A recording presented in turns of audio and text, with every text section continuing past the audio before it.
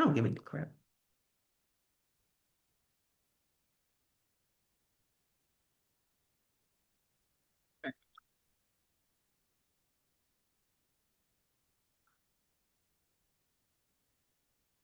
Yeah, it's 6 o'clock on the dot.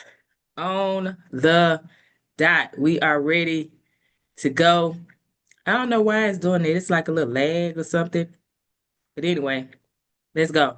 So it's 6 o'clock on the dot. We're gonna go ahead and get started because we know why we're here. You know, this is the wealth evolution. One more time for everybody that missed it before. You now have the opportunity to check it out, learn and grow and do all of those things because this year we already said that we are overcoming financial illiteracy. We are learning what we need to learn. We're applying when we need to apply, how we need to apply, the frequency at which we need to apply. We're doing all that in 2026. So let me move forward. Here's what you can expect tonight. Did I skip past? No, I did not. Here's what you can expect tonight. All right. There is no need to rush or feel rushed to make a financial decision tonight, today, whatever time you are watching this particular video. Okay. We're going to give you straightforward information. Our conversation is going to be for beginners, mainly people who are feeling overwhelmed and may need to start over. Okay, financially, this is for you. But y'all, it's not gonna be any. I don't know if anybody has ever watched the show Living Single. You know, Sinclair, where she's like, woo woo woo woo woo. We're not doing that over here. Okay, we're gonna say it with love and a smile, of course, but we need you to get it so that way you can go and apply. Right. And of course, you're going to get some clear next steps after each one of our sessions because we're talking about cash flow with our budget. We're talking about cryptocurrency as well as stock investing for beginners. Okay. And the reason why we're having these conversations is specifically doing this type of webinar is because a lot of us were not taught how money works. Okay. We weren't taught in school, we weren't taught at home, and we definitely weren't taught in a way that prepares us for today's economy. I was just listening to a gentleman earlier. Sorry. And he was talking about how the market is moving right now and people are panicking and selling. And this is not the time to panic and sell. This is the time for you to stock up. But guess what? The reason why you may not know that this is the time for you to stock up, to load up, to build up your stash is because we weren't taught it.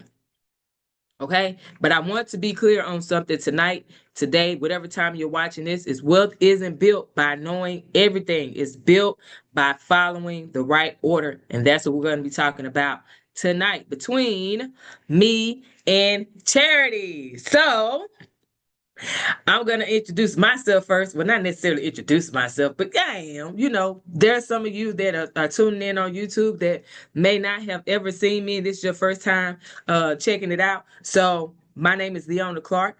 I am the CEO of Prosperity Calls. All right. I have been in business for the past 5, almost 6 years. I'm an Army veteran, did 20 years in the Army, active duty. Let me make sure I'm clear on that because me and one of my sisters were talking about this past weekend. So I want to make sure I'm clear on that, okay? Put some respect on that active duty here. But also I'm a wife, I'm a mom, and I'm an entrepreneur, full-time investor and trader within the foreign exchange. Well, I won't even say forex anymore. I just say when it comes to gold and Bitcoin, those are my two go-tos. I love those two. Okay. That is what I've been doing. And these are some of the things that I'm going to be bringing to you tonight. Now, I got to introduce my girl. We have been knowing each other for a long time. I don't want to say how long because I don't know if she, want people to kind of start calculating like, carry the two and all this stuff. I don't know. I don't know if she want me to do that. But I only bring people in front of folks that are a part of my community, people that I trust. I know for myself, and being her friend for a very long time, that she's not going to give you some misinformation, especially intentionally. She's going to do her research. She's going to get the results, Okay. And then she'll share. She's not going to come out here and just tell you what you want to hear or tell you something that she's heard without actually implementing. So, y'all go ahead and give it up virtually. Give it up for my girl Charity. Go ahead and introduce yourself. What's going on? What's going What's on? up? What's up? What's up? What's up, everybody? Thank you for the introduction. Yes, Oh, ma'am. was that a beetle? Sorry, a beetle just hit my laptop just now. It's right in front of me. Is that a beetle? Okay, I'm not scared of the beetle. Sorry, y'all. We're live, okay? So, like Leona said, my name is Charity Dunham. I am retired military. I did 22 years. That's really how long I've been knowing Leona as well, y'all. I don't mind telling, okay? Uh, since I've been out, I have like actively been investing into the stock market, doing like a lot of different things. I call myself a professional starter because I would start anything because I'm not scared to do it, right? So I've been like I said, investing into the stock market for almost 4 years now actively. And I've really been enjoying this journey. So I love doing research on stocks. I just love learning in general. And that's why I'm here because I know that there are people out here that has been in my shoes and that are in my shoes right now and need more clarification. Sometimes you may need someone to hold your hand. And I'm that person that I'm a step by step person. So I'm here to like just help guide you and just like whatever you need, trust me, when I start talking, you're going to get that information you need and you're going to get that push. So I thank Leona again for inviting me here to talk to everyone. And I really hope, and I know you will, get some great information today. So thank you. All right, all right. That's what I'm talking about. Let's go. I can't wait for y'all to hear her break down stocks or at least to get started as an investor. Y'all are gonna love it. I mean, I loved it. So hopefully if I like it and love it, hopefully you'll like it and love it too. So let's go. The wealth evolution has begun, y'all. These are the topics for tonight. Hey, you need to get something for that beetle. Okay. All right.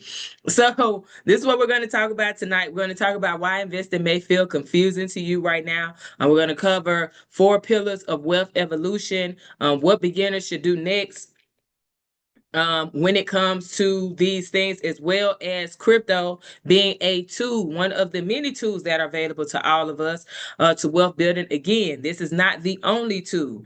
This is a tool that is available to every single person, whether you're a 9 to 5 worker, entrepreneur, business owner, whatever you may be. If you are in high school, if you have a PhD, if you are a millionaire or billionaire, it is available to every single one of us, okay? As well as stock investing for beginners. She's going to be covering that from bills to shares because we are not going to leave behind a whole bunch of debt for our family. We're going to leave behind assets. That is the goal, okay? So let's run it. Let's talk about why investing may feel confusing. Now, if you are that person today that feels like investing is confusing, that's not because you're behind necessarily. It's because no one taught you what I'm about to share with you, and of course, what Charity is about to share with you in an order. Okay, we are step by step people. We love step one, do this. Step two, do this. Step three, do this. Like we love that. We thrive. This is the best way for us to learn and execute, right? That's how me and Charity work. And a good number of y'all that have been watching me for a while, that have been a part of the community, Prosperity Cause community, y'all are like that too. So guess what? That's what we're going to do. Because here's the thing. School taught us how to earn money. They taught us how to be there you go. School taught us how to be really great employees, right? But what school did not teach us was how to manage that money that we accumulate, how to manage the wealth that we start to build. Okay, that is something that did not happen. Let alone talk about social media today. We're all on social media. We have all these influencers that telling you what to do, how to get on these TikTok shops, and how to make money on Instagram, how to make money with Snapchat, how to make money with YouTube, and all of these things. But what they fail to do is give you real deal foundations. Now, are there a few influencers out there or people that are on creators on these different type of social media apps that do that. There are some, but there are not as many as it should be, to make sure that you have a solid foundation, so that way you're not going out here blowing your money. Okay? Because think about this. The more you earn does not necessarily mean you're going to save and invest more. No, no, no. The more you earn does not mean that you're going to be just magically great with managing your money. You may still end up living paycheck to paycheck and you're consistently making mid to high six figures. You may still live paycheck to paycheck and you're making seven figures a year. That's $1 million or more, right? You could very well still be that person. This is why going off of just social media and the snapshots that they give us is not as helpful as we would like it to be. There are also too many people that start mid conversation. I was talking about this on Monday when we were having a discussion, and I was like, man, like, now that you think about it, there are so many people out here that want you to win financially, right? But they start in the middle, like you already have it all figured out. Like you're already good with managing your money. Like you already understand cash flow. Like you already understand how money's supposed to move or how money moves. You already understand market cycles. You don't understand that stuff yet. Right? But they're talking to you like you have 10K to just drop into an investment account. You could drop 10K real quick in the stock market without panicking. You know what I'm saying? Without needing that money within the next year. Within it, I'm not even going to say within the next year, probably without needing it within the next 6 months, right? They're talking to you like you already got it. That's not what we're doing here, okay? There's just too many options right now with no real foundation or with minimal framework and foundation. There are too many ways to make money, but there's not enough conversations on where beginners fit in. And that's the reason why we want to have these conversations more frequently and prayerfully. You all are seeing that you take it and then you share it and you teach as well. You teach what you learn, the results you've received from the information you've received, and you go and teach it too, right? So I want everybody to know financial illiteracy isn't a personal failure, y'all. It's a systemic one. Why am I saying that? And there could be some people to say, I don't agree with that, and that's fine. But the reason why I say it's a systemic one is because if our government systems and agencies and government officials, all of these things know that money dictates or determines where we go to school. It determines where we get medical treatment. It determines where we live. It even sometimes determines the type of job we have, the ability to even enjoy life, take vacations, all of these things. Money does that. So why would we not have a curriculum that focuses on that at an early age, at least middle school? Right? If you can't get to middle school, start in high school. But at some point, there should be a curriculum required for every single child in our country to understand how money flows. So when they become an adult, now they can build on what they have learned and then make better decisions moving forward. So this is why I say that financial literacy isn't necessarily a personal failure, it's just a systemic one. Okay. So, sorry guys, I'm getting through it. We're going to get this out of here. So, these are prosperity calls, wealth evolution pillars, okay? I'm going to give you 4 things that I want you to focus on. Now, here's the key though. If you don't have these 4 in order, I don't want you to feel like you have to master them all at once. Okay? You're going to build through each one. So, you have to have one in order to have the other. Everybody got it? So these are the 4, but I'm about to break them down really fast. I don't know why this look like this on my end, but that is weird because that is not how it's supposed to. Where it say purpose, does it look like that for you, Charity?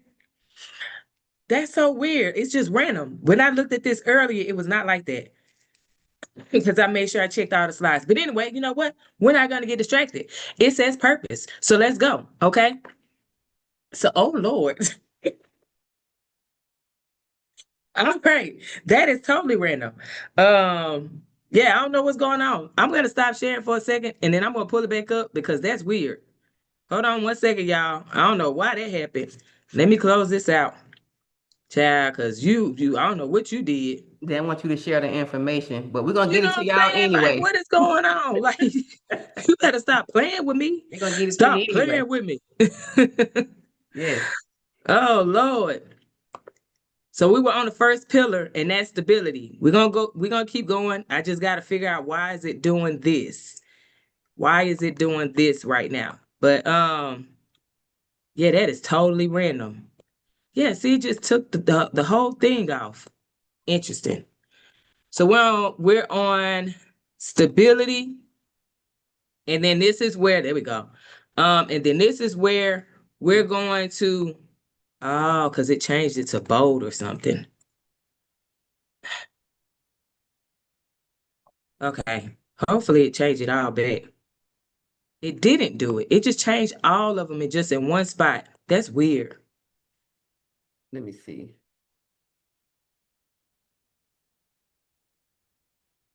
I don't like that. You playing with me today. Now the other ones are right. Okay. So let me go back to this. The other ones were right. It was just those first two Is for that first whatever two? reason. Okay. Yeah.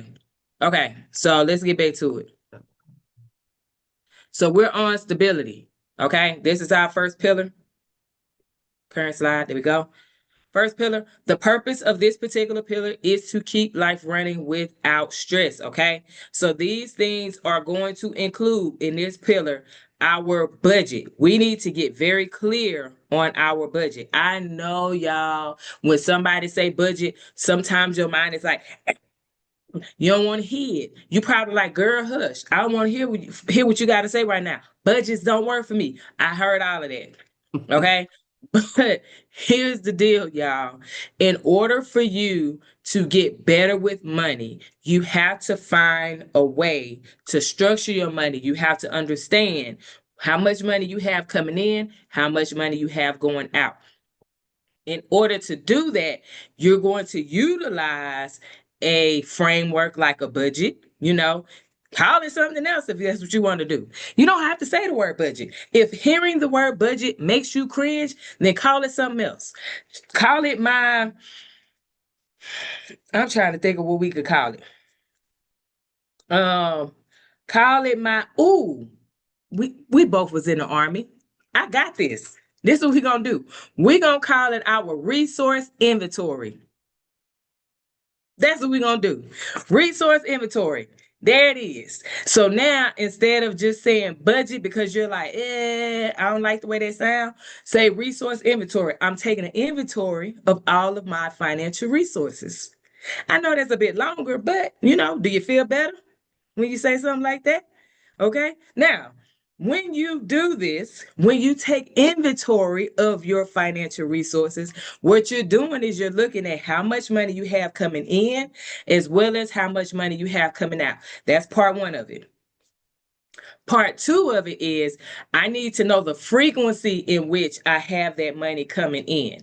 So if it's once a month, if it's twice a month, if it's 3 times, 4 times a month, if it's sporadic because I'm an entrepreneur, whatever that looks like, I need to identify that. And then also with that frequency, do I have a time frame? So is it on the first of the month? Is it the first and the 15th for my military folks? Is it a certain day of the week? What is it? Identify that. Okay. And then we're going to do the same thing for our monthly expenses. Everything that goes out that we pay every single month. We're going to do the same thing. We're going to put that on our resource inventory spreadsheet or whatever you want to call it, okay? We're going to put that on there. So with our monthly expenses, we need to know specifically what it is, the dollar amount, okay? However much it costs us. Also, the day of the month that it comes out, or the date, I should say, the date of the of that month that it comes out. If it's not monthly and it's quarterly, okay, cool. Well, which date does it come out every quarter? Okay. If it's semi-annually or annually, that's cool. Which date does it come out? Okay. So we need to make sure we have all of that identified on our resource inventory checklist or inventory spreadsheet, whatever you want to call it if you don't like the word budget. All right. So now that we have that, now we can see where our money is going. We have a better idea of our cash flow because we're going to be able to see if I'm bringing in $4,000 a month, but I have $3,950 going out every single month. That means I only have $50 left for the month. That is my buffer. That's all I got. Okay. Now, I'm not telling you that's bad. What I'm saying is now I'm aware that, boom, this is what I have. Okay. So we want to make sure that we pay attention to our budget. We have clarity on that. Okay. Or you could call it the resource inventory. All right. We identify what income we have coming in, the frequency in which it's coming in, have a date for that, okay, as well as our monthly expenses, quarterly expenses, semi-annual and annual expenses. Also knowing the amount as well as the date that it comes out. And then we can look and see if we can have some type of emergency, or I would say a buffer. So if something happened, I'm good. Okay. I could cover that real quick. That could be $25. That could be 50, 1,000, whatever it is for you. Y'all, the goal of this particular pillar is not to make you rich. Okay. The goal is to help you to get stable so that way you can do all the other things. Because without that financial stability, nothing else is going to work. All right. So that's number one. That is our first pillar. And here's the thing, with each one of these pillars, each one of them are going to come with a bank account. Yep, yep, yep. You heard me. There are some people who do it. There are some people like, wait, what? Yep. We need to make sure that we are separating our money because each account should have a specific purpose. All right. So now our stability pillar, that is going to be a bank account where all of our monthly expenses, quarterly expenses, semi-annual and annual expenses for our life, mortgage, rent, car note, electricity, all of those things comes out of that one bank account. All right. Now we're going to move on to our second pillar. This one is security. Okay. I was watching the movie Head of State. So Charity, I already know. I was watching Head of State and he was like, security. And the lady was like, ah! Sometimes people feel like that when we talk about securing our assets. You like, ah! It's no need to holler. It's no need to scream. It's no need to be like, oh no, man, I can't do it because I barely can make it. You can do it. You just start with whatever amount you have. If it's $5 a month, guess what? You do $5 a month. Okay. The purpose of this particular pillar is to protect what you're building.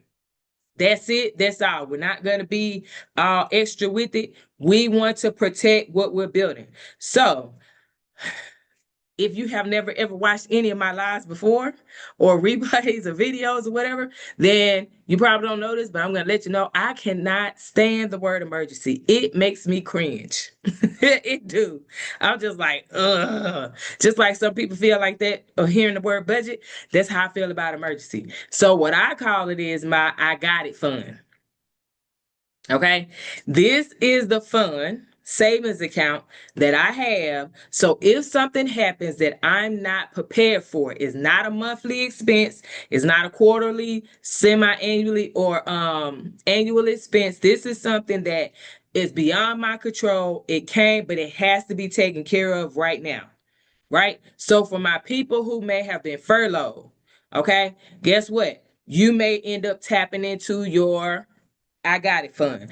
If you have a medical expense that your insurance does not cover, you may have to tap into your I got it fund. Right? These are the things that I'm talking about, not the stuff that we know we're supposed to pay. Okay?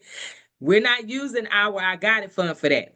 All right? Because that means that we're not preparing properly. So, this is the first thing that we need to make sure that we do to protect the wealth that we're starting to build. When I say wealth, there are going to be some people that say, I don't have wealth. I'm living paycheck to paycheck. Yes, you do. You're making some type of money. It may not be the amount that you want, but when you start applying these things, at some point you're going to get to where you want to be. Okay. So that's number one. I got it fund. We have to start putting money in there when our budget allows for us to have a bit of a buffer. Okay. So if you can squeeze $5 a month, then do $5 a month into a high yield savings account. Okay. And the reason why I'm saying a high yield savings account is because number one, it's going to beat our regular savings accounts with these big, large banks that we have, the JP Morgans and Bank of Americas and so on, Wells Fargo and all them, right? It's going to beat that. Okay. You could be able to get 3.1% or higher. You know, the most I've seen is a little over 4%, and that's with SoFi. Okay. I don't know if it's still 4% right now, because I know mine dropped from a little over 4% to now 3.3%, but that's because of the interest rates and whatnot. Okay. I'm not tripping because I'm still beating inflation. That is the goal. Okay. So look for a high yield savings account that online, more than likely, that is beating inflation and that is within your budget or your price range, because there are some that require you to have a minimum balance to start. There are also some that are going to beat inflation over 3% that do not require you to deposit a certain amount of money to open an account. Okay. So keep that in mind. All right. That's Google. You can Google that real quick and say, you know what's the best high yield savings accounts in 2026? And then they're going to give you a list. Okay. There you go. And you just go research them and then pick the one that works best for you and your situation. And if you say, Leon, all I can do is $5 a month, then do $5 a month. If you say, nope, I can do 500, do your 500. If it's 5,000, I don't care what it is. The amount does not matter. It's the fact that you are starting and you're going to be consistent with doing this every single month. That is the focus. Okay. Second way, we're going to protect our wealth. Okay, that we have, no matter the amount, we're going to have insurance. Now, I just lean my head on my hand because, who, Lord, boy, when I talk to people about insurance, it's like, why? Why do y'all not like insurance so bad? I got it, y'all, that there are a lot of things out here that are taking advantage of us as citizens and whatnot. But here's the one thing I would say. Okay. Life insurance is not necessarily just for you. It's for the people you love. So when you are leaving this physical form that you're in today, whenever that is, the people that you love are not stuck struggling and attempting to figure out how in the world am I going to cremate or bury my loved one. Okay. We don't want to see any more fish fries and GoFundMe's. All right. I love you, but I'm going to say that with a smile this time. We don't want to see any more fish fries and GoFundMe's, y'all. Let's go get some life insurance. And guess what? You could get term life insurance with a reputable insurance company. All right. And then you don't have to pay as much as you would when you get a whole life or IUL and those other types. Focus on getting the bare minimum at least covered so that way your family does not have to suffer even though and while they are attempting to heal from losing you. Okay? If you love them, if you are not a selfish individual, if you really, really love the people in your life, take care of them when you pass from this physical form. Okay, get term life insurance. Get with a licensed insurance agent, because I'm not one at this time. But get with one, and in that way they can help you out. Okay, at a bare minimum, y'all, term life insurance. Don't let these people talk you into something that you cannot afford. All right, stick within your budget. You hear me? Because I could go into some stuff about whole life insurance and everything else, but this is not the forum for that. So, we talked about it. At the bare minimum, term life insurance to make sure that you protect the people that you love, so that way they're not struggling and stuck figuring out how to bury you or cremate you when you pass away. Okay. Third thing, security when it comes to this. Y'all, make sure that you have beneficiaries established on all of your accounts. This is another conversation that I have with people, and I'm still floored to this day as to how many people don't even know that that's a thing. And on top of that, I'm surprised at the military folks that don't know that that's a thing. I'm like, you had to do it with your SGLI, so why would you not do it with your bank accounts? Why would you not do it with your stock brokerage accounts? You have Charles Schwab, you got Vanguard, Interactive Brokers, you got Fidelity, all these things, but you have no beneficiaries on it. What do you think happens to your money when you pass from this physical form? What do you think happens to those accounts? Right?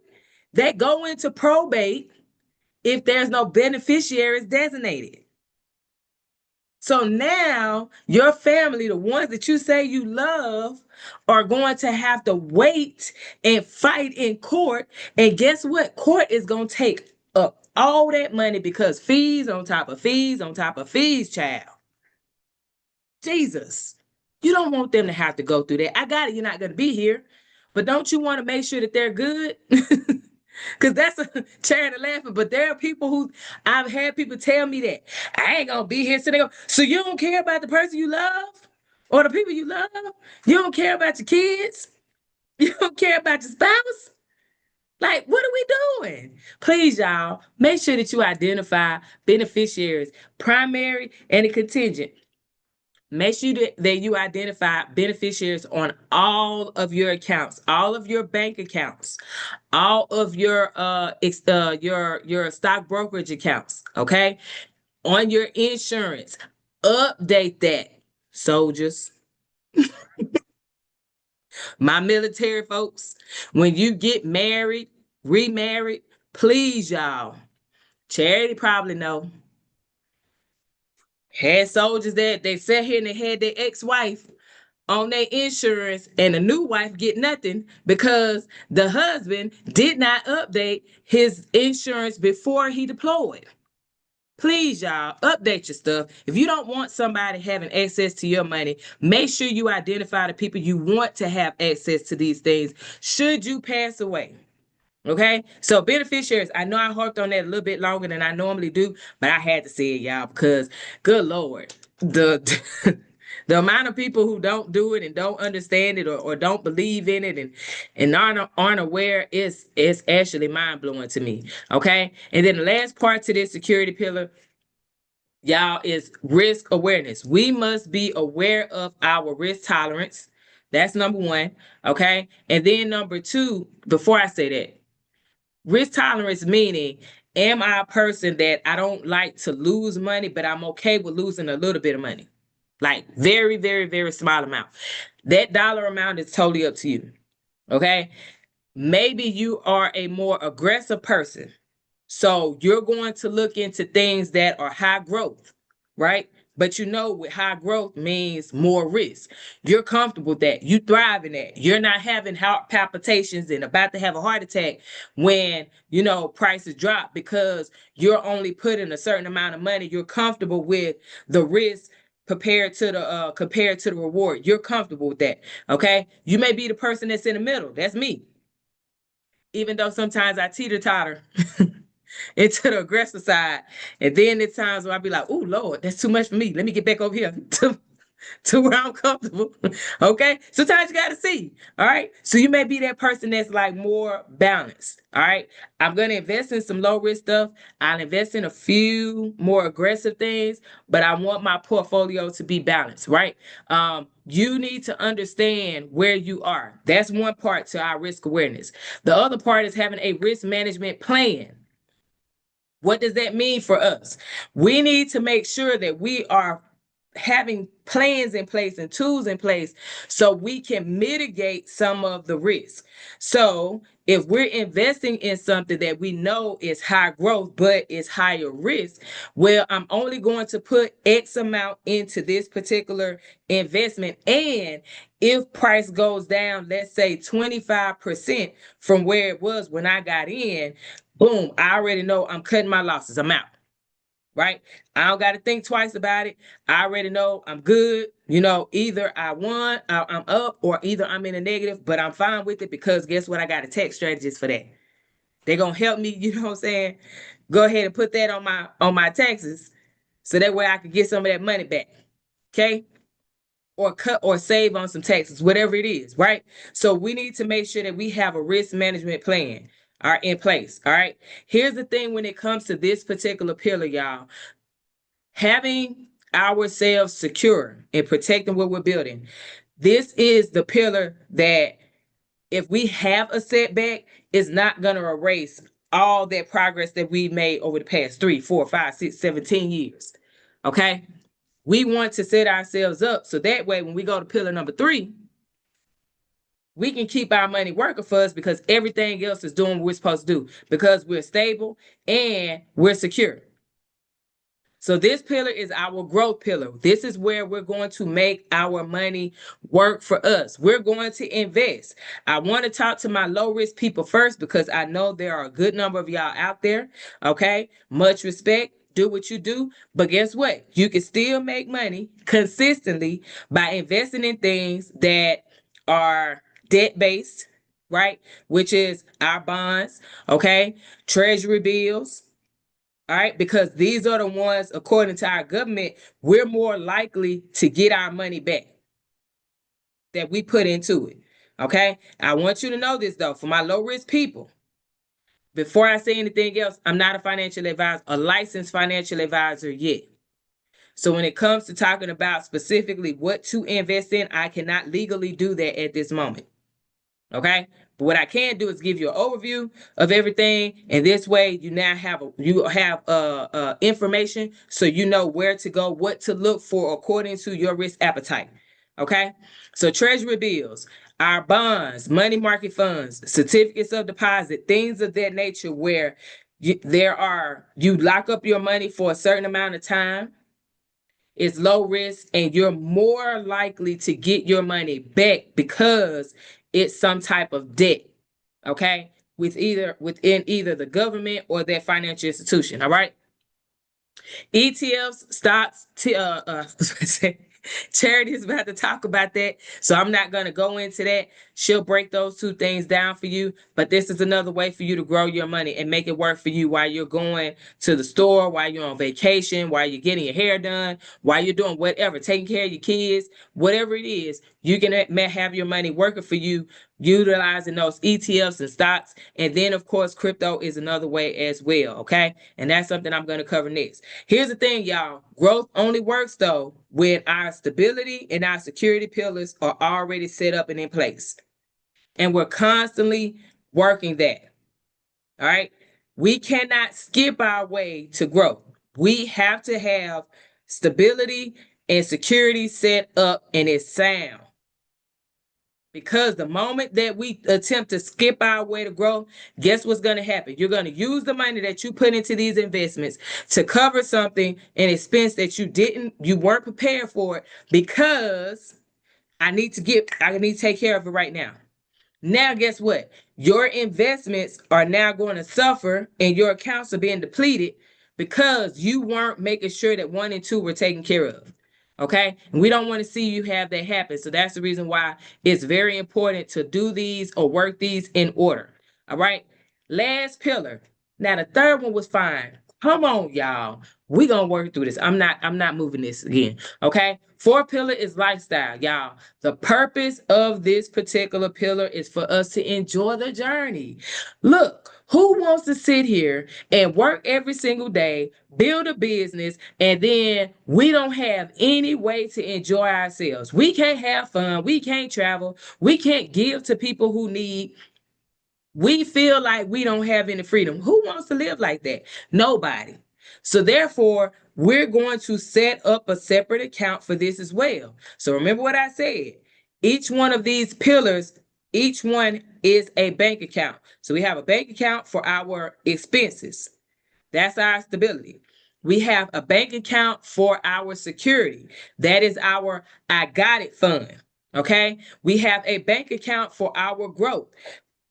That is for us to invest. So we have a specific percentage of our income going into this bank account, and then our brokerages are going to automatically draft the money from our bank account into those brokerages. And now every single month, we're putting money into the stock market or cryptocurrency or buying gold and silver, whatever we're going to do. Okay. We're doing that, and it's coming from one bank account. Now, I forgot to say this. Make sure you set up the auto draft, though. They're not going to do it for you. Okay. So when you open up these accounts, you have to go in and set up the auto draft. You select the day, you select the amount, all of that, and you select the bank account it's going to come from. That's why I said that growth pillar, that's a bank account. So all of your investments should come from that bank account. Okay. And then the same thing with lifestyle. I use this is my spending money. This is my Leona. Like Leona gonna do what she want to do with this particular bank account. I actually use this bank account to pay back my credit card because I swipe my credit card because I want the points. Okay. Don't judge me, but I want the points. So I once that money is out of that bank account, guess what? Leona, you can't swipe the card no more. And that's it. Your money is gone. Your allowance is gone. Okay. So lifestyle, this particular pillar isn't last because it's unimportant, y'all. It's last because it will be sustainable when you have done one, two, and three. All right. Now we have that part done. We went over the four pillars. So for my beginners, as especially before you start to invest, which is what me and Charity are going to be talking about with crypto and then stocks, right? This is your order of operations. As a beginner, you want to understand, my God, I'm so sick of this. Oh my goodness. We literally just did this on Monday. Okay. So just listen to my voice. Don't read the screen. Okay. So this is your order of operations. I'm going to say this slow. Number one, I need you to understand cash flow. That means going through your budget. That means if you don't like the word budget, that means going through your resource inventory. Okay. Now, once you have that, you want to create stability. You want to pay your bills on time, ladies and gentlemen. Okay? You cannot move on to step two, or I should say step three. You can't move on to that if you're not making sure that you're paying your bills on time every single month. Okay? Once you have that in order, now you're going to work on building a small safety net. Well, what do you consider to be small, Leona? It's not Leona's decision. It's on you because I can't count your pockets. I cannot tell you that, hey, you should have, $5,000. I can't tell you that because maybe it's going to take you a long time and hearing 5,000 might make you freeze. And then you don't do anything. So what I'm going to say is do what you can. But do that every single month by putting it into your high yield savings account that is giving you over 3% because you want to beat inflation. Okay. And again, for my people who just joined, you can actually Google best high yield savings account in 2026. And then it's going to give you options. And you can go to each one of those options and find the one that works best for you. All right. Now, your next order of operations is going to be to start learning about investing and how to invest. I didn't say put money into it yet. I said to start learning about investing and how to invest because you have to build your safety net.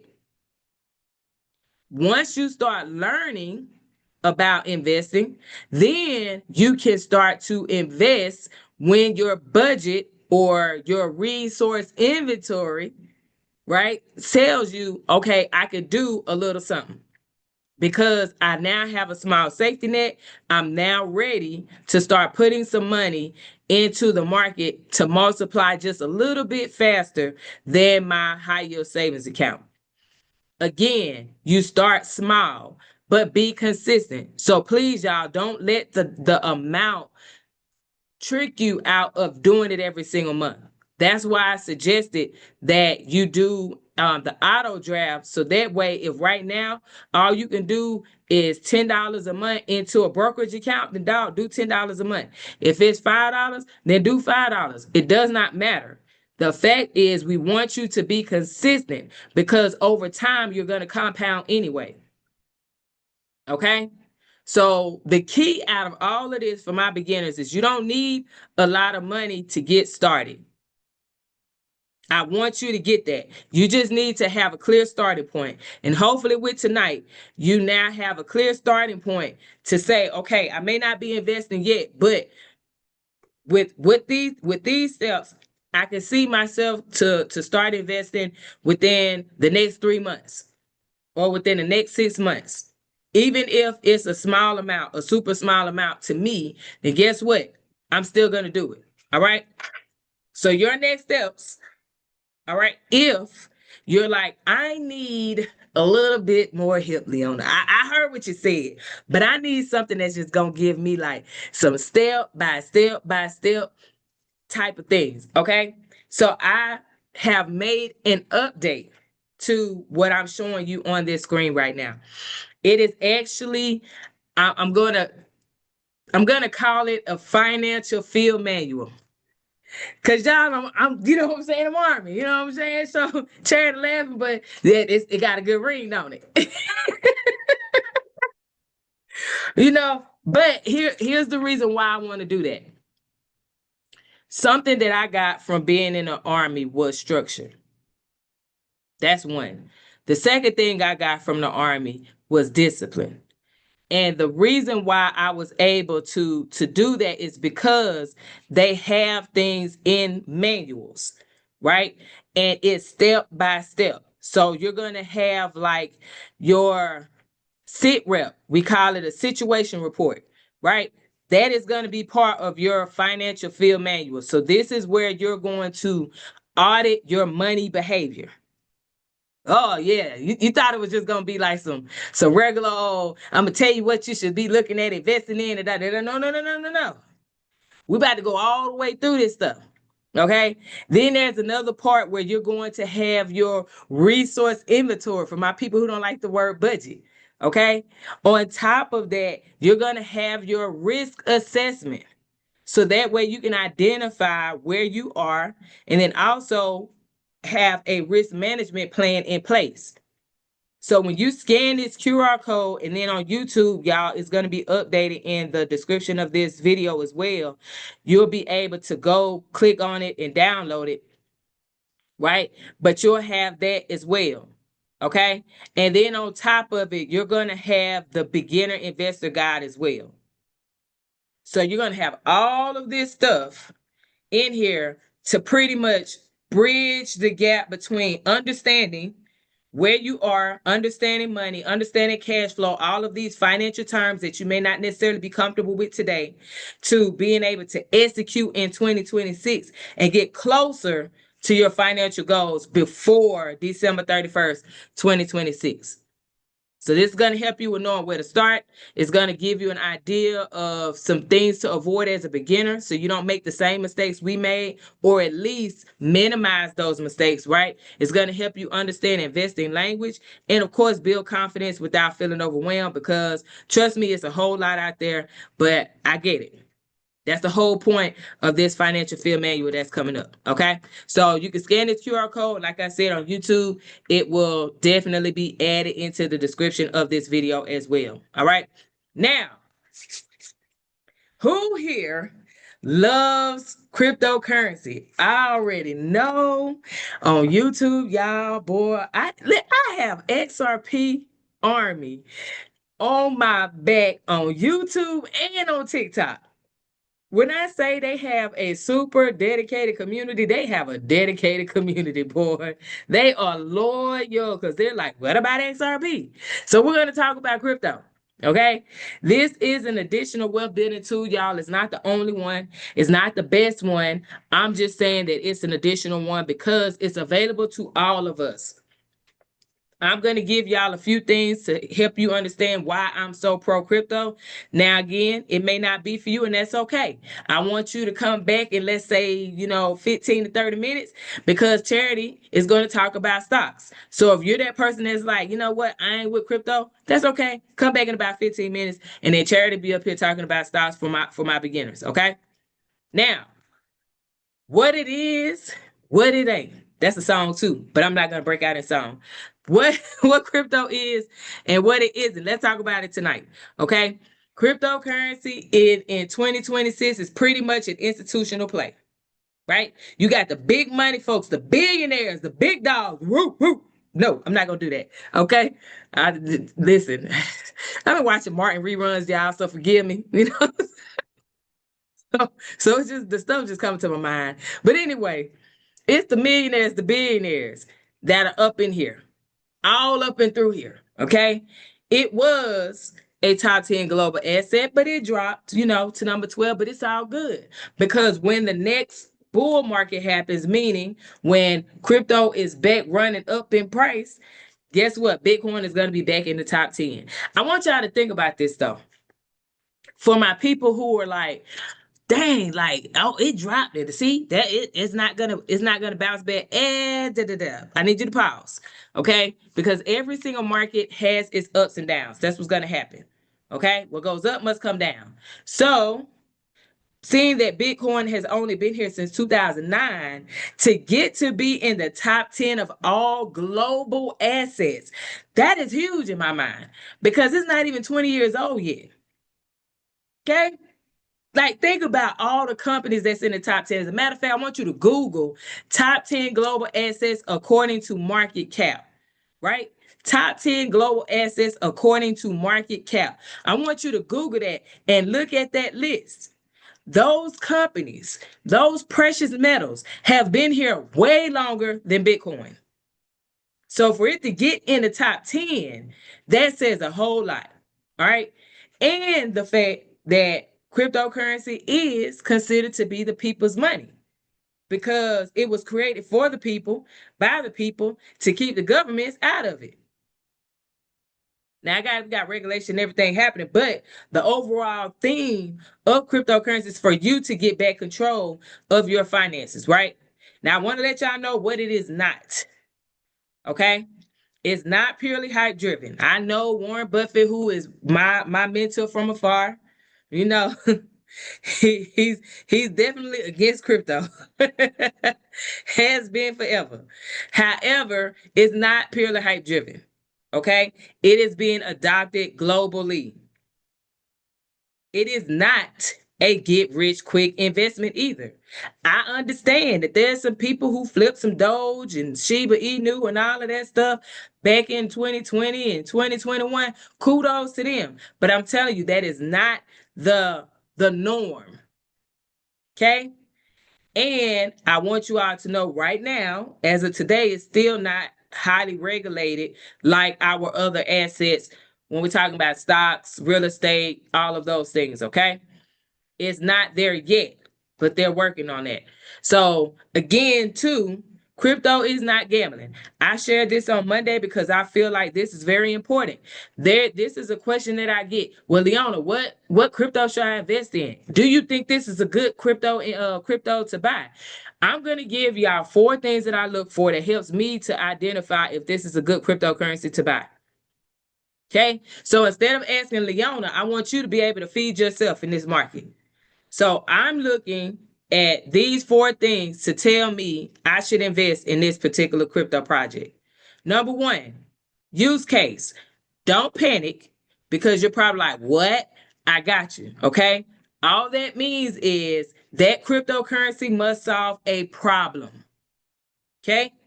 You don't invest or you don't buy Apple products just because. You buy Apple products because they do something for you, right? They solve a problem for you. You like what it does. You don't go to, Starbucks just because it solves a problem for you. You enjoy the product, right? You do that in the stock market. So we need to do the same thing over here. Okay? So that's number one. It must solve a problem for Leona. Okay. Number two, it must have longevity. Well, how do I know if it has longevity, Leona? You can look at historical data. If it was around during this last bear market, so we're going to say from 2021 to now, what did it do? Did the price go down in 2022, beginning of 2023? Yes. Okay. Now, did it come back up and surpass where the high was before? If the answer is yes, then guess what? At least for the past 4 years, it was able to rebound and bring in more gains for the retail investor or for the investor. All right. The more data you have, the longer it's been around, the more data you have, now it has more longevity. This is why I tell people about Bitcoin. I got it. The returns are not going to be as fast or as big as some other cryptocurrencies because you can buy at lower prices. But here's the thing, it has longevity. It does. You know? Now, number three, the third thing I personally look for is community. Does it have a dedicated loyal community like I was just talking about XRP? The XRP army, boy, they're going to come for you, but guess what? They're going to come with the right information. They're going to check you if you're wrong, and then they're going to tell you, no, you can find it here. I respect that. You know what I'm saying? But this is why XRP is still here after years of battling with the Securities Exchange Commission for what, 4 years? It's still here. And after all of that, it made a new all-time high. So people who have been holding XRP for 4 and 5 years, they now have bigger portfolios because they stuck and stayed, right? So that's number three. Number four is development. Y'all, that just simply means that cryptocurrency must update. It needs to constantly update. You are not going to trust a doctor that does not go and recertify or continues education because it is a requirement in the medical field. You're not going to want to buy food from an establishment that does not recertify with ServSafe because that is a requirement to make sure that they are safe in preparing your meals and keeping their establishment clean so you don't get sick and receive foodborne illnesses. You're not going to want to trust a lawyer that is not up on current law. You're not going to trust a lawyer to take care of you. So it's the same thing in the cryptocurrency market. They must continue to update and develop that particular project to make sure it's doing what they said it's going to do for us. All right. So that's what I really want to talk about today. And y'all, institutions are involved today because there are banks. We have hedge fund managers. We have governments. They are not gambling, y'all. So if you see billionaires, you see presidents, you see Congress members, you see CEOs of financial institutions, and these CEOs are making over $200,000 and $300,000 a year, and they have millions in stocks and shares and stuff. Come on now. Why in the world would we not at least research? I'm not telling you to go buy. I'm saying at least research what this is all about. Okay? So, I jumped ahead. So here's Leona's take on why you should consider investing in the cryptocurrency market. All right? Because in 2026, there's a lot of benefits. One, we get financial control back. Okay? With our banks, if we put money into our banks, especially large sums, All right. And I'm talking about, you put 20K, 30K into a bank, 40K, 50K into a bank, and then you go and you're attempting to take half of that out because you see that you finally had opportunity to invest in this particular, investment. And you go, let's say you had 50K in that bank account, and you're like, man, I need to take 25K because I've been waiting on this. That's the whole point of me putting this money here because I've been waiting on this. I want to get it fast. Now you go to the bank and you're like, I want to take that 25K out. They're more than likely going to tell you, hey, man, I hear you, but you're going to have to come back. And then even before they say you might have to come back, right, they're going to ask you, what you need it for? Why are you asking me why I need my money? What are you talking about? Right? You don't have to worry about that in the cryptocurrency market. You control it. You tell it when to go, when to come back, all of that stuff. The other thing I love about cryptocurrency and why I say people should consider investing in this market is because there's full transparency. There's this thing called blockchain technology where every transaction is available for everybody to see. It is public view. So you can see not the person's name, but you can see the transactions happen, right? You can see those transactions happen. All right. And then on top of that, excuse me. Then on top of that, there's various income opportunities available to us. So we have passive income that we can get into here in the cryptocurrency market. But what I do want to say is there are additional risks associated with that. But if you want to learn more, then by all means, now you'll be able to say, well, what are some passive income? Google. If you're like, Leon, I want to know more. Okay, cool. Either you can learn with me or you can Google. Totally free, right?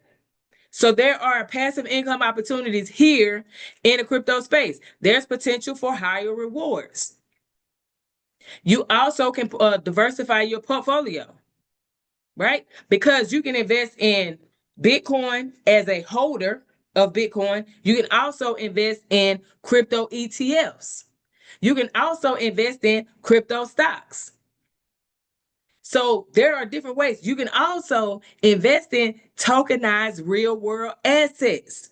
There are so many ways that you can make money in this market, but also diversify your portfolio so you're not all in, you don't have all of your eggs in one basket.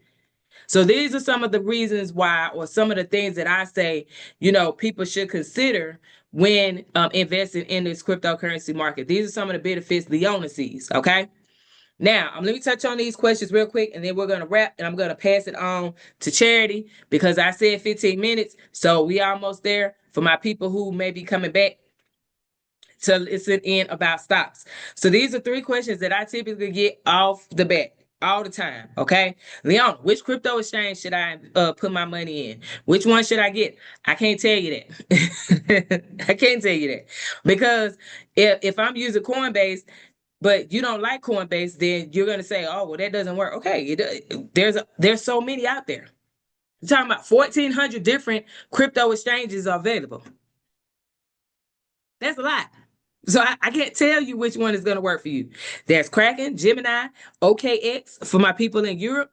There are a lot. So what I would say is Google the regulated, or I would say if you want to stay in the regulated side of crypto, then you would Google centralized crypto or best centralized crypto exchanges in 2026. And then boom, a list will come up and you can go research them.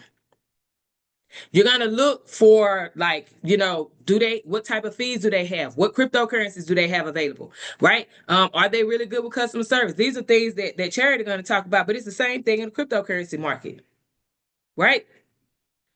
On top of that, this is another question I get. Oh, Leona, which crypto should I invest in? I can't tell you that legally. Come on now. This is for both of our protection. I don't want you to get caught up, and you're not about to get me caught up. So here's what I could do. This is part of our top 5. Okay? Bitcoin, Ethereum, XRP, Solana. These are part of our top 5. You go research them. Well, how do I research them? Guess what? You can look at the website for each one of these, and then y'all, I would say go so far as to, using those four things that I look for. Use ChatGPT to help you, if that's the case. However you want to do it. If you want to stay the free route, that would be your best bet. Is put these four in there, and then ask it according to these four things that I just gave you, right? According to these four things, ask ChatGPT to give you information on these four according to the cryptocurrency that you're researching, to help you to see if it matches that criteria. If it matches that criteria, the more research you do and the more confident you feel about it, you move with it. Okay? That's it. That's all. The third thing, y'all, I get asked, there's something called private wallets that we as retail investors can have. So instead of us keeping our cryptocurrency on an exchange where they control it because they have their own wallet, we as retail investors can now take that money, those digital assets that we have sitting on that exchange, whether it's Coinbase, Kraken, whatever, we can now move it to our own private wallet. Now we control it 100%. It is our responsibility through these two types of wallets. Hot wallet is one. It's like an app on your phone. Think mobile banking app. Okay. It can be an app on your laptop computer. It can be an app on your iPad. All right. I equate this to a checking account. Y'all, again, you can say, Leona, which one should I have? Which is the question I get. And I'm going to tell you Google. Google best crypto hot wallets in 2026. Y'all, have anybody noticed that this is a consistent thing? Google. If you don't want to pay for information, it's free on the internet. So just Google it. Okay? And then what I love about hot wallets, y'all, and the reason why I tell people to get these first is because it's free, number one, and two, you can figure out how to maneuver utilizing these things. So now instead of you saying, oh man, I can't figure this out, I'm not tech savvy and everything, you can play around, take your time and play around and see which hot wallet works best or is beginner friendly for you. Whichever ones do not work for you, guess what? Delete it. The ones that work for you, keep. Okay? So that's like your checking account. You're not keeping money in this particular wallet. You're going to have just enough for you to make a transaction. Okay? You do what you need to do, you keep moving. Your cold wallet is your other option. This is the one that I equate to like a savings account. You're not touching this money, more than likely, especially for my parents out there. More than likely, those cold wallets are for future generations. It's not for us. So when we put crypto on there, it's going to stay there. We're not touching it. That's why I said hot wallet is checking account, cold wallet is savings account. Now I'm going to say this one more time. I can't tell you which one to get because if I say ledger, but you're like, it's too much for me. And then you go get Tangent. Oh yeah, Tangent work better. Then guess what? There it is. So Google best cold wallets in 2026. Best crypto cold wallets for 2026. And then go read the reviews, read the website, read the reviews, and then see if that one will work best for you. After you have played around on the hot wallet and you are familiar with the process of moving crypto from a crypto exchange to a wallet, which is your hot wallet. And there you go. Okay. So those are the three common questions that I get. And now this is your beginner steps. Number one, I want you to know why and how the profit will be utilized. The name of the game is for all of us to make money when we invest, right? Okay, I understand. You're going to say, when I ask you, why do you want to invest in crypto? To make money. Well, duh, I want to make money. But you can make money in other ways besides cryptocurrency market. So why do you want to come into something that we consider to be a higher risk investment? Why do you want to park your money here? That is the question. Okay. And then when that time comes, when the bull market hits again and you're in massive profit, what are you going to do with that profit? Are you going to take it to buy some land? Are you going to use it for vacation? What is the purpose of it?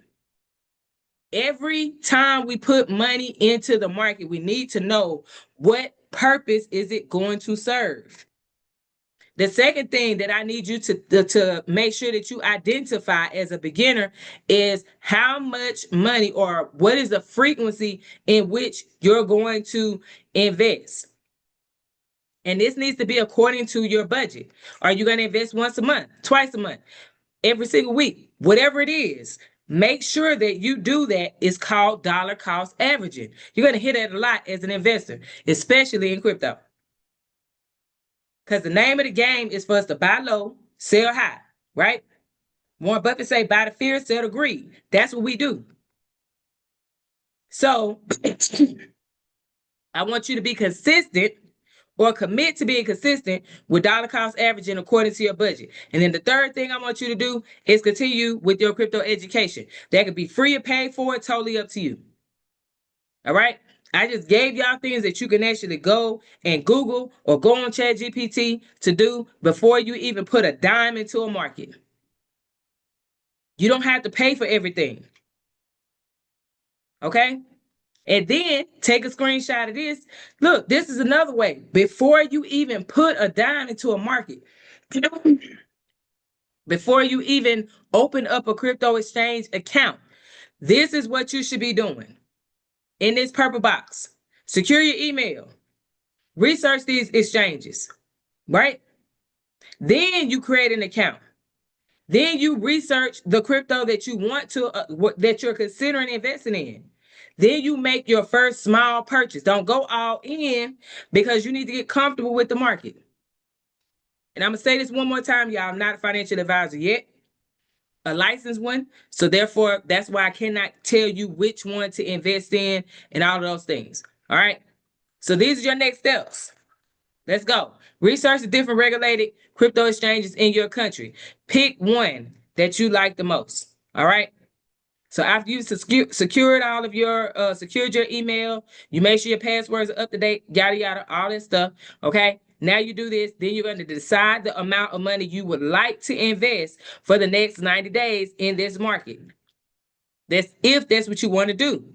Once you decide that amount because you have reviewed your budget or your resource inventory, right?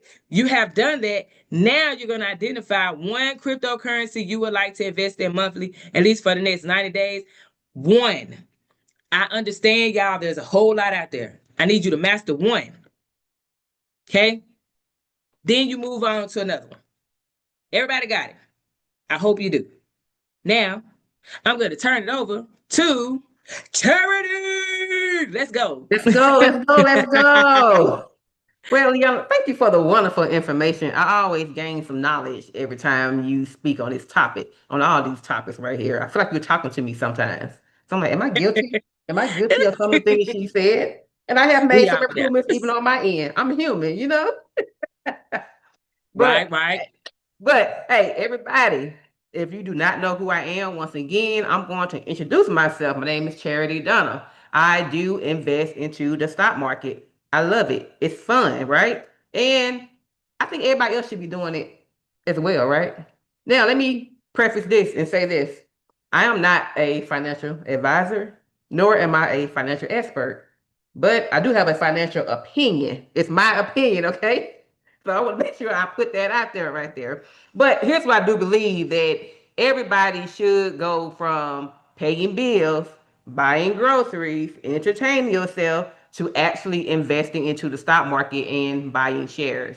This right here is another option that everyone has available to them if you're 18 and over, to invest into the stock market. So I'm going to give you a step-by-step guide to help you start investing. It's very, very simple. I do everything from step one through step two. All right. So I'm not going to insult anyone's intelligence. At least I don't mean to, but just in case we do have someone on here who really, really needs this information and their knowledge on it is very limited, I'm going to let you know exactly what a stock is. So basically, a stock is a piece of company that you can own. So when you buy a stock, then you're buying a share.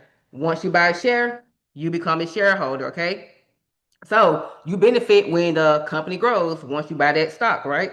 As that stock price rises, guess what? It's going to pay some dividends and you're going to start gaining more money, right? Let's go to the next one.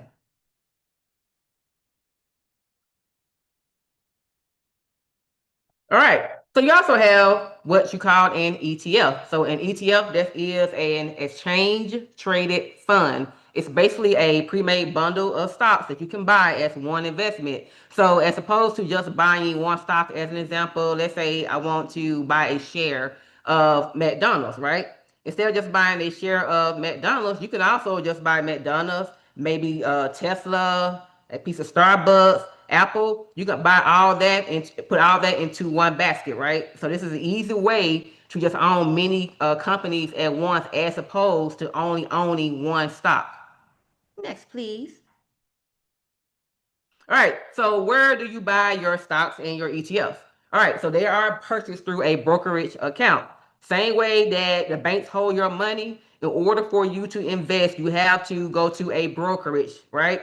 And I have listed a few brokers that's out here. There are more, but you have Interactive Brokers, Charles Schwab, Robinhood, E-Trade, Fidelity. Those are to name a few. Now, I personally have Charles Schwab and Fidelity. And for those who's younger, and you have Robinhood as well, but they do cater to every age. But a lot of the young people, they do love Robinhood. And as I stated earlier, you need to be at least 18 and older to open an account, and you need to have a social security number. Next. All right. So what to buy? So I already mentioned stocks and I mentioned an ETF. Now, if you are a beginner, right? Again, this is my opinion. I cannot give you financial advice. But keep in mind that for the exchange traded fund or the ETF, it offers lower risk, it's less research needed. And the reason I say it's less research needed, because if you decide to just say, I want to buy McDonald's or Google, guess what? You're going to have to do more research. At least with the ETFs, the research is already done for you. Again, you already have all of these companies in one basket as it is. So someone has already did the research for you. The most that you would end up having to do is, let me find out what companies are in this ETF, and let me see what the fees are or the expense ratio is for the exchange for this exchange traded fund. Okay. And again, it offers a safer starting point. And one thing to keep in mind, that the ETF, it is growth based and it is based on group performance. So as an example, if Apple right now is having a hard time, you may have Meta, Microsoft, Amazon, or Google that's going to lift the rest of that fund up. So you don't have to worry about losing money, as much money. As opposed to if you only have that one company, as an example, I have Google right here. Google is based on company performance. So if Google's, God forbid, that Google says, you know what, oh, we're having a hard time, they're dropping down in price, guess what? You're losing money. As opposed to the ETF, you may still lose money. However, you may, like the other companies will still, they'll still hold it up for you, okay? Next slide, please. All right, here's the fun part, y'all. How to get started. Because we can tell you all day what you should be doing, and you go to do it, but then you're going to stop and say, well, what exactly do I do? What are my steps, right? Like, I'm one of those people. Tell me step one, what I need to do. So I have those listed for you, and then we're going to break them down even more. So your first step that you're going to do, you're going to choose a broker, right? Step two, then you're going to open an account. Step three, once you open that account, guess what? You got to put money into it, right? So you're going to fund your account. Step four, then you're going to research which stocks you want to buy, right? And we'll talk a little bit more about that, because what you don't want to do is just jump into the stock market. Like Leona mentioned earlier, hey, do your research first, all right? Then step five, you're going to decide how many shares you want to buy. Step six, then you want to make your first investment. That means you're going to actually buy it. Then guess what? You're an investor, but we're not finished. Because let me tell you what you're going to do next, right? Here's my order of how I feel you should do it. Then Leona mentioned add those beneficiaries, right? Go ahead and add the beneficiaries to your account. I'm telling you, when you don't do it up front, you're going to forget. That's why she mentioned a lot of people got these accounts and you ain't got no beneficiaries on it. So what happens when something happens to you, right? Or you start making money in that account? something happens to you, who's going to get all those profits that you gain, right? So then step 8, you're going to review your portfolio next, right? Because at this point, you've already opened your account, you've added your beneficiaries. Hey, I bought me stocks and everything. Let me see what my portfolio is looking like. Then step 9, you're going to keep investing. We're gonna harp on that a little bit more later on because anybody has ever been guilty of not keeping investing? Oh, me. It was me, okay? I admit it. All right, it was me. Let me stop. All right, then step 10, you're gonna relax. Because at this point, you've done everything I'm telling you that you should be doing, and then you're gonna relax, okay? Now, let's break it down even further. All right, again, step 1, you're going to choose a broker. All right, determine what are your goals. Are you investing for retirement? Are you investing for a vacation? Are you investing for your kids' college savings fund? What are you investing for? You need to identify that goal and then determine the types of account that broker that you're using. What do they offer? A lot of these brokers offer a lot of different options, right? Are you trying to do a Roth IRA, a traditional IRA? Are you trying to do I'm trying to say a health savings account? There are different ones out here, so determine what you're trying to do and the type of accounts they're offering. Then you want to see, do they offer allow fractional shares. This is very important because one of the things that a lot of people say they're scared about investing, they may say, you know what, ooh, this stock right here is too much for me. But sometimes it may not be too much for you. A lot of these brokers, they will allow you, instead of paying that full price up front for that share, you can just see, you know what, can I just put maybe $10 toward buying that share? So make sure they allow fractional shares, right? Then you're going to look for a broker that has low fees. It doesn't matter what you do, you're going to have some type of fees, right? But you want to make sure that you don't get bust upside your head on the fees, right? So make sure that you're looking for a broker that has like very minimal fees to get started, right? Then you're going to see what type of tools and resources do they offer. Do they offer training, right? Will they allow you to build your watch list? Will they allow you to actually research the stocks? Like there's a lot of different things that the brokers do offer. So just make sure that they offer the tools and the resources that you would need. All right, good customer support. I can't say that enough. Good customer support. The best thing to do is always Google, because Google is your friend. We all know Google is your friend, and just look up the different reviews that a lot of customers may have left for that company, and you can also just call that broker directly as well and to see like the type of products they offer and see what kind of feedback they give you. That's a good way to see the type of good customer support. But the main thing is just to look at reviews, okay? Then you're going to look for if the app or that website, is it easy to use? Is it easy for you to navigate it? Can you easily look up everything that you need to and you don't find it complicated, or you're trying to find a certain thing and it's not working out for you? So make sure that you find a broker that has an easy to use app. And then, is the deposit process easy, right? How can I deposit my funds into my account? Do I have to wire it? Like, what do I need to do? So just make sure that you find a broker that has an easy deposit process. All right, then we're going to go to step 2. Step 2. Now, all right, you found your broker, so let's open an account. Again, decide the type of account that you want to open. Is it going to be a brokerage account, a RA, a 529 college savings plan? What type of account are you want to open, right? Then you want to provide your personal information, including your name, your address, your social security number. Yes, you have to do all that, okay? That's important. All right. Then you're going to enter your financial details, such as your annual income, your investment experience, and your risk tolerance. These are things that their broker needs to know so they can see what kind of assistance they can help you with, and the type of products they have out there as well. So when you're doing this, please do not tell a field, because people do that sometimes when they lie about their annual income, okay? This right here will help you, so it's important. Then once you do all that, you're going to end up setting up login credentials, basically getting your username and your password for that account. Then you're going to review and agree to the terms and conditions that their broker has for you. That's very important to make sure that you read that and go ahead and agree to it so you can go ahead and start investing, right? Then once you do that, go ahead and submit the application and then you're going to wait for approval. Oftentimes that approval, it is the same day. And sometimes it can be within 1 to 2 business days, but 9 times out of 10, you will get approved, right? Step three. So step three now, okay, now you've been approved, you have an account now. So guess what? You're going to fund your account. Now, decide how much money you're going to start with, okay? Make sure that you choose an amount that you will not need soon.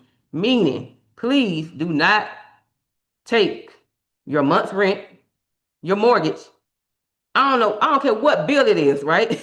And use that money right there to fund your account, right? Because you want to make sure that you have money in there to start. You don't want to try to take it out, right? So then you're going to fund your account by just linking your bank account or just making an initial deposit, whatever the terms that their broker has for you to do or requirements in order for you to fund your account, okay? Then you want to make your first transfer from your bank to your brokerage, right? So some funds, they are available instantly. Sometimes they are not. And also, I want to say this too. When you add money to your account, it's not necessarily available right then and there. They may make you wait maybe 2, 3 days before you can actually even invest. Okay, so keep that in mind, right? Then I want you to, and this is not mandatory, but it's what you should do. Go ahead and set up recurring deposits, right? So you can ensure that you're still depositing money into your account on whatever schedule you have. Whether you're gonna do it on a weekly basis, bi-weekly, or monthly, however you have it set up, right? Just choose an amount. Just even small automated amounts support long-term growth and discipline because that's what we're here for. Okay. Now for step 4. This is a big one right here. I'm not going to get all the way into it because there is a little bit more to it, right? So okay, here's what I'm gonna say. For the research checklist for your step 1, just start with what you know, okay? Just make a list of the companies that you already use or that you understand. Most people got phone these days, right? You may have an iPhone, a Samsung Galaxy. I personally have an iPhone. Who makes the iPhones? Apple, right? So we know about phones. So let me for me personally, let me look into Apple. Look around your house. Like you got groceries. What are the brands on those? Those are companies right there, right? So that's what you can do right there. Just start with what you know. Then you're going to research that company, right? Now, you can, again, Google. We always say Google, right? Just Google, type in that company you're looking for. I guarantee you that company is going to pop up, right?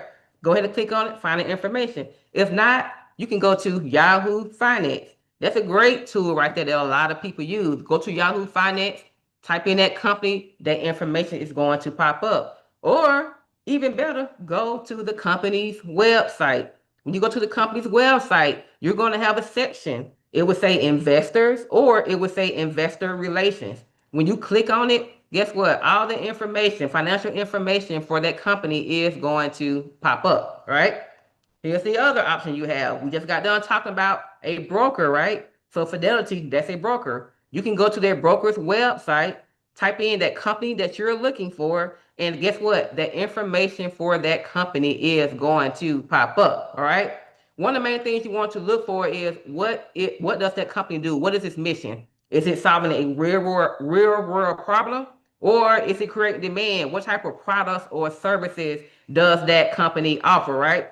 Now, when it comes to the revenue, your profit, there is a little bit more to it, but guess what? The basics that you need to know, we talking about money, right? Is the company making money, right? Is the money going up? Is the profits going down? Or you see it going sideways? You always want to invest into a company where the profit and the revenue is steady going up, right? That's the main thing that you're going to look for. Go to my next one, please, right? So this is also a part again of your research checklist. One of the main things that I want you to do is look for the red flags as well, right? There's no company is going to be perfect. There's always going to be something going on, whether it's good or bad. Red flags don't necessarily mean that it's bad news. You may see something that make you say, you know what? Hold on, let me see what's going on right now. And it may be something like, oh, I understand it. I understand it, okay? So again, red flags you can easily Google, or you know what, get on social media or get on YouTube, whatever. Someone's talking about something's going on with that company. It's going to tell you. Yahoo Finance, they're going to let you know what's going on with that company. Okay. Then you want to create another small watch list. Now, go ahead and pick those 3 to 5 stocks or funds that you feel comfortable starting with because you've done a little research on it, okay? Again, you're just doing the research. We're not saying go ahead and jump into it. Oh, let me go ahead and buy this right now, okay? But I'm still going to walk you through the steps, of course, okay? Now, step 5, you're going to decide how many shares you want to buy because you've already identified a company that you look where you're saying, you know what, I want to go ahead and put my money into it. So you're going to set a dollar budget per investment. So here's what I would do. I would invest $25 in stock A, or instead you can say, you know what, I buy 3 shares. So this helps you stay within your comfort zone and also manage your risk at the same time. Then you're going to check the current price and fractional options, right? So you're going to use fractional options as an example. You may buy $10 worth instead of buying nothing at all. And 9 times out of 10, if you're saying, you know what, I'm not going to buy nothing at all. Let's say you have researched the company and you like what you see, but to you that price may be a little bit too high for you, right? $100, you may say, you know what, $100, man, that's too high for me right now. Well, instead of saying buying it for $100, go ahead and invest that fractional share. Just buy fractional share, invest that $10, okay? Then you want to calculate your position size. Again, if you're buying 4 shares, you're going to say, you know what, I would buy 1 share at around this price. Or if you're going to buy fractional shares, I will invest again a certain amount of money into this stock or fund and just ignore the share count. Okay.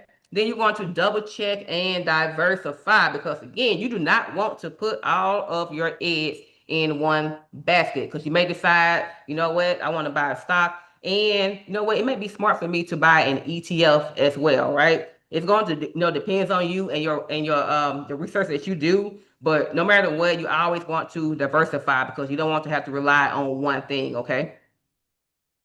Now we're going to go to step 6. All right, so here's what you're going to do now. Now you're going to make your first investment, i.e., go ahead and buy, baby, all right? Because you're ready to buy.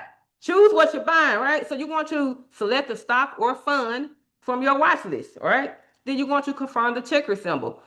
Anytime you see word ticker symbol, it's just a nickname for that company. All companies have a ticker symbol. All companies have a nickname, okay? To avoid confusion. Now, choose the order type. This is very, very important. You're going to have either a market order or you're going to have a limit order. Your market order, you're saying whatever the current price is right now for this stock, I'm going to buy it at that price, right?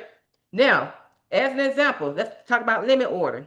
Let's say Apple, I don't know what it is right now. I'm making something up. Let's say Apple is $100 right now. For the limit order, you may say, you know what? You're going to buy the stock at the price you're willing to pay for it. So you may say, well, I'd rather buy it when it drops to $95, maybe $90. It may just drop there, but guess what? It may not drop there. It may keep going. So that's why you have these options right here. Again, either do the market order, buy at the current available price, or go ahead and do a limit order, buy at the price that you want to buy it at. But it's something that you have to, keep an eye on. All right, then you're going to enter the quantity or the dollar amount. Again, I'm gonna keep saying this. If you're buying full shares, just enter the number of shares. If you're buying fractional shares, enter the dollar amount. Then you're going to review your order. You want to make sure that you're buying versus selling right now. Right now we're talking about buying. We're talking about selling nothing right now, okay? So you're gonna check, excuse me, to make sure that you're buying and check to make sure that you have the right ticker symbol and to make sure that you're either doing a market order, you're buying at the current price, or you're doing a limit order. You're setting the price that you want to buy it at, okay? All right, and then you want to submit and confirm your order. Just place the order, all right? Now, step 7, here's what we're gonna do next. Again, we're gonna add these beneficiaries. You know what? Y'all probably heard beneficiaries about 4 times already, ain't you? Mm-hmm. Because you got people to take care of. Because think about it. Who are you investing for? Remember? Who are you investing for? So again, you want to go to the beneficiary section, whatever broker you're using, right? And you're going to decide who should receive the assets. You're going to have a primary beneficiary. You're going to have a contingent beneficiary in case the primary beneficiary cannot receive assets, right? Just make sure you have gather all of their information, their full name, date of birth, social security number, and their address, depending on that broker's requirements. Then go ahead and assign those percentages. Is the spouse going to get 100%? Is child one getting 50%? Child two getting 50%? Maybe the spouse getting 50%. Maybe one child getting 50%. Maybe the spouse ain't getting nothing. It's up to you. But either way, make dang on beneficiaries, right? Just make sure that everything adds up to 100%. All right? That was cool, huh? Yes, it was. Then you're gonna make sure you review and update over time. Because guess what? Life changes, right? You might get married, you might get a divorce, you might have children, God forbid, you might have a loss. I mean, it happens, it's life. Just make sure you keep it current so it always reflects your wishes. All right, we're gonna go to step 8. Now we're gonna review your portfolio because at this point in time, hey, I've been investing into the stock market, right? I'm going to set a review schedule, right? Long-term rhythm means I'm either going to check my portfolio every 3 months or yearly or however you have it set up, but I'm not going to do it on a daily basis because guess what? The stock market fluctuates every single day when it's open now. It's only open 5 days a week, right? The stock market is going to fluctuate, right? You're going to see prices go up, down, especially like with whatever companies that you have invested in. And what you don't want to do is start panicking, right? So just make sure you set a review schedule that's on a quarterly basis, again, every 3 months or yearly. Then during each review, ask these key questions right here. How have my investments done overall? Does it still match my time horizon and my risk comfort, right? Because things change right now, right? The company may have been doing great when you first got into it. Now maybe it's not doing so hot, or maybe your goals have changed. Things happen, so just make sure that you do the proper assessment for it. Then what you're also going to do is look for problem areas. You want to make sure that a single stop that one single stop is not taking much of your portfolio, right? You want to make sure that you still have diversification in there and you still have the right percentages that you want allocated for your investment. And then only adjust when necessary, right? So consider adding more funds for stability or again, trimming down a position that has become too large a percentage of your portfolio. Again, just stay focused on long-term plan, not the short-term noise, all right? Step 9, okay, listen, because you're going to do it. Let me tell you something. I need you to keep investing. Keep investing. I have been guilty. I was in the past now. I'm good now, y'all. Do I started investing, especially when I first started out. I started investing. I'm like, okay. Then I just stopped adding money to it. And guess what? My portfolio could have been growing for a longer period and stuff, right? So you want to just make sure that you choose an investment schedule. Again, as an example, you can do $50 every month, $25 every paycheck, however you set it up. But just make sure it's realistic so that you can stick to it. And the best thing to do, and I can't make you do it, but hey, automate your deposit. That was the best thing that I could have done. And a lot of people are, if they are doing this, right? So just set up automatic transfers from your bank to your brokerage, okay? And that's very, very important. Now, here's another thing that you can do. Practice dollar cost averaging. If you've never heard of that, you might hear the acronym DCA. That's dollar cost averaging. So that means you invest the same dollar amount. It does not matter what the price is. You're going to do it on a regular interval, regardless of the price of that stock. So even if that stock price is rising, hey, if you're saying I'm going to invest $20 every paycheck or every month, you keep doing $20. If that stock price decides to fall, it doesn't matter. You don't worry about that. Keep investing your $20, okay? But here's the effect on that. So when you buy more shares when prices are low, then you buy fewer shares when prices are high, right? Which is going to smooth out your cost over time. So that's very, very important that you do that. And then at some point, you want to just increase your contributions when you can. So you might want to do it after a raise or when the bill ends. You just bump up your monthly investing amount, right? You don't have to keep investing the same amount. At a certain point, you'll be doing better and say, I may want to increase my investments by $5, 10, 15, 20, 30, whatever the case may be, but just make sure that you're doing it, okay? Then we're going to go to step 10. All right, step 10. Whew, relax. Just relax. All right, I don't know if y'all ever heard that. Okay, that's an old song. Anyway, you're going to remember your time horizon, right? Again, we're thinking in long term. You're thinking in years or decades, not days, not weeks, okay? Remind yourself again that short term drops are normal and expected. The stock market is going to go up and down on a daily basis. Do not keep looking at your account, okay? And then you're going to avoid emotional reactions. Resist panic selling during market dips. What that means. What does that mean? If this price right here, it falls, you're like, oh my God, I'm losing money. Let me take my money. What's going on? And stuff like that. And that may be normal. All right. Sometimes it's not. But once you start doing this, check on you might do a little bit more research on that company just to see what's going on, see the news and stuff like that. But again, you really avoid your emotional reactions again because you are doing this. What? Let me hear you say it. I can't hear you. Okay. For the long term. Okay. All right. Then you're going to give compounding time to work. So you want to allow your dividends and growth to build on themselves over time. Okay. Because when you reinvest your earnings, just reinvest those like whenever you can so that it can accelerate your compounding, right?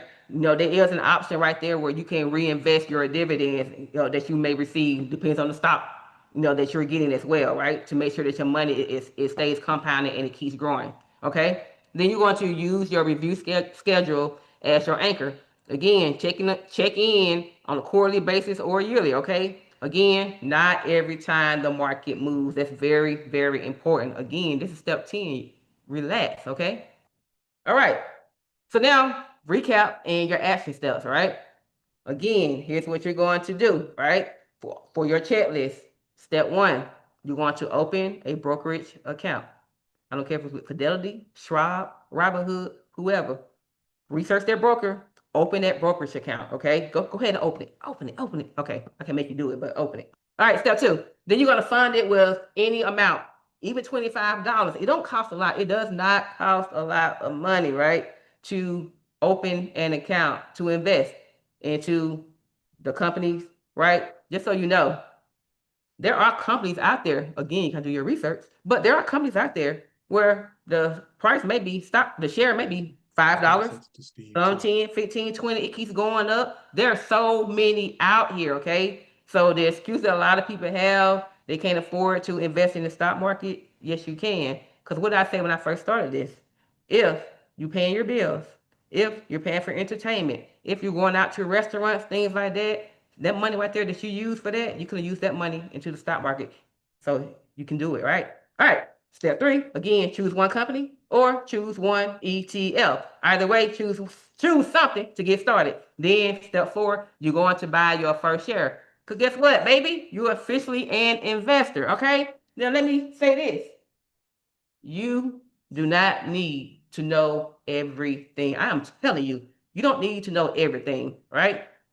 Go ahead, get started, do what you need to do, right? And just keep investing. All right. I'm done here. I'm proud of you. Cause I know you're gonna do it, right? You gonna do it? Yeah, okay. I'm done, y'all. Let me Hey, stop. they better do it. Now just playing. We can't tell y'all what to do. Exactly. That's what's up. I love this. I love this. And hopefully everybody that's tuning in on YouTube, especially if you're watching a replay too, I hope y'all are taking this because it's been a lot of information that's shared tonight, you know. And if y'all really want to learn more about stocks with Charity, or at least a breakdown, like how she does the research and stuff, go ahead and let everybody know what your YouTube channel is so they can come check that out. Okay, so my YouTube channel is the Lunch Mode Project. The Lunch Mode Project. It's a channel for beginners. And what I do on there, I talk about stocks. We just researching stocks, basically how to get started in them, what to actually look for, right?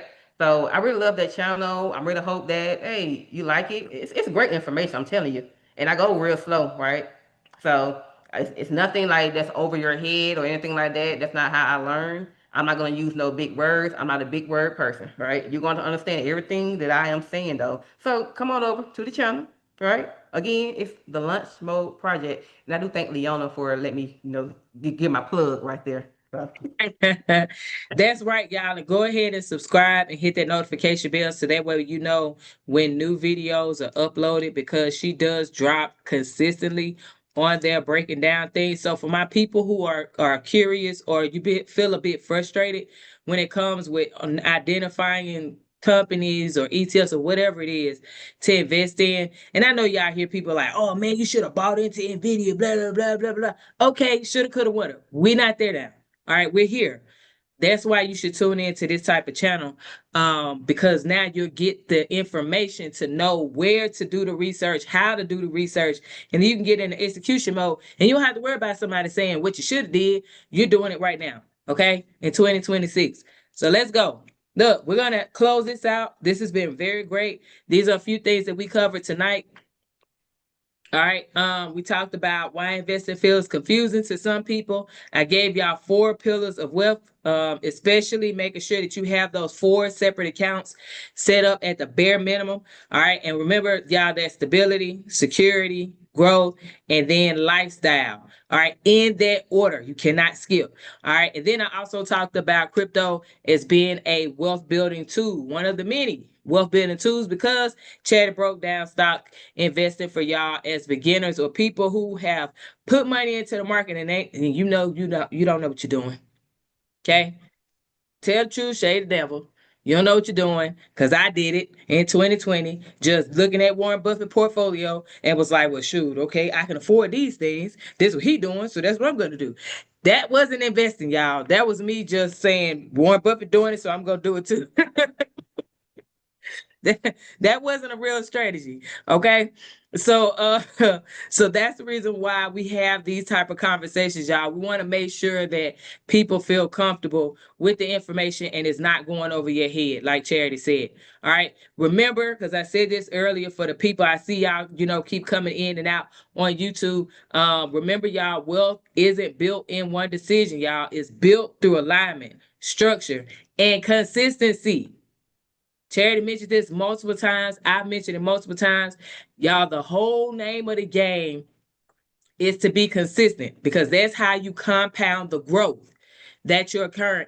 Even if you're investing 5, 10, 15, $20 a month or a week, it doesn't matter. The amount does not matter.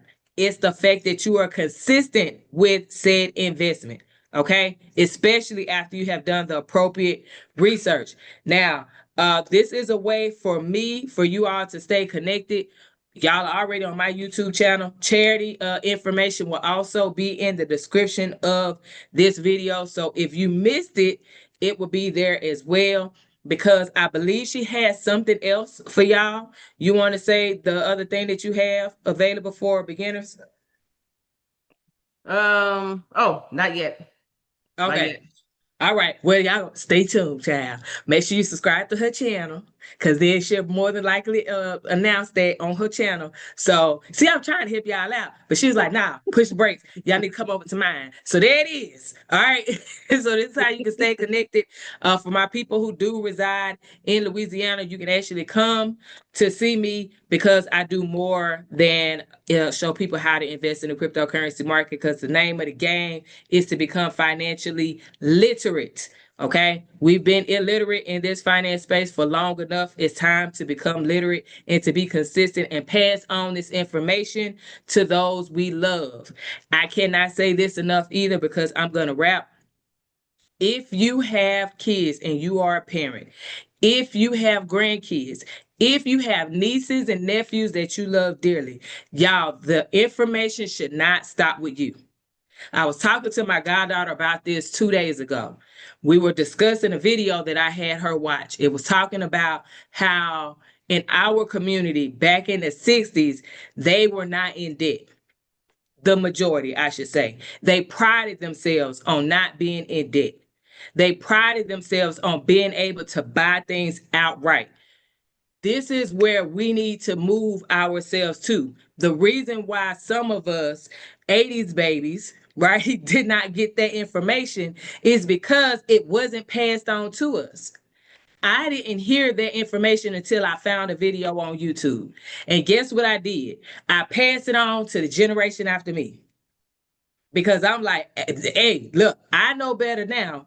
You about to know better too, so you don't make the same mistakes I made. So what I'm challenging every single adult that's watching this live or the replay to do not let the information stop and end with you. Pass it on. You learn, you study, you get the results, and then you teach it to the next generation. So that way they do the same thing. And now, as a community, we're more financially literate, we're more economically empowered, and we can go out here and do some great things. All right. So that's all I have. Thank y'all so very much for tuning in. Again, if you want access to that beginner investor guide, my bad, the financial field manual with all that information in now, you know what I'm saying? To make sure you good in 2026, you can scan the QR code and it will be on the description, in the description of this video on YouTube. I'll be updating that as well once we're done. So that's it. Subscribe to the channel, mine and the Launch Mode Project. If you have not done it yet, also hit the notification bell on both of them if you have not done so yet. And we'll see y'all next time. Bye, y'all. Bye. Mr. Sean, he don't let He's because I off. said that. All right, good. All right, we out because I'm about to go home.